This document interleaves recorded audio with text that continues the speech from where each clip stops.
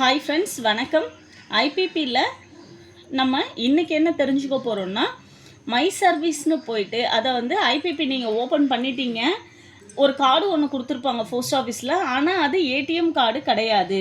ஆனால் எனக்கு வந்து ஒவ்வொரு முறையும் போஸ்ட் ஆஃபீஸ் போயிட்டு பணம் எடுக்க போடலாம் ஐபிபியில் கஷ்டமாக இருக்குது. எனக்கு ஐபிபியே நான் நல்லா மெயின்டைன் பண்ணணும் அப்படின்னு முடிவு பண்ணிட்டீங்கன்னா, ஐபிபியில் போய்ட்டு மை சர்வீஸுங்கிற காலத்தில் ரூபேன்னு ஒரு ஆப்ஷன் இருக்கும். டெபிட் கார்டு டவுன்லோட் பண்ணுறது. இதை போய் பண்ணிங்கன்னா விர்ச்சுவல் டெபிட் கார்டு உங்களுக்கு டிஸ்பிளே ஆகும்.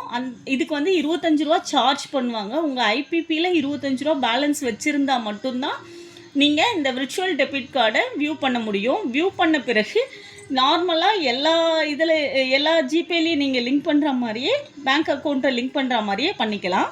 இது வந்து எப்படின்னா, ஐபிபி ஸ்க்ரீனில் மை சர்வீஸில் தேர்ட் ஒன்னில் ரூபே டெபிட் கார்டுங்கிற இடத்துல இருக்குது. இது ஆக்சுவலாக எனக்கு வந்து ஏற்கனவே என்கிட்ட இருக்குது, நான் டவுன்லோட் பண்ணி வச்சுருக்கேங்கிறதால இந்த கார்டை வியூ டீட்டெயில் மட்டும் பாருங்கள். வியூ டீட்டெயில் போகும்போது ஜஸ்ட்டு நம்ம எப்பயுமே ஐபிபிக்கு என்ன பின் நம்பர் போட்டிருப்போமோ அதே பின் நம்பர் போட்டிங்கன்னா உங்களுக்கு இந்த கார்டு வியூ ஆகும். உங்களுக்கு வந்து டவுன்லோட்னு ஒரு 2 டைம்ஸ் காட்டும், ஓடிபி சென்ட் ஆகும். அதை வச்சிங்கன்னா உங்களுக்கு இந்த கார்டு டவுன்லோட் ஆகிடும். இந்த டவுன்லோட் ஆன பிறகு இந்த கார்டோட மொத்த நம்பர், எப்போ வரைக்கும் நமக்கு இந்த கார்டு எலிஜிபிள் எல்லாமே இருக்கும். இதுக்கான மேனேஜ் லிமிட்டு எல்லாமே நம்ம இதில் ஃபிக்ஸ் பண்ணிக்கலாம்.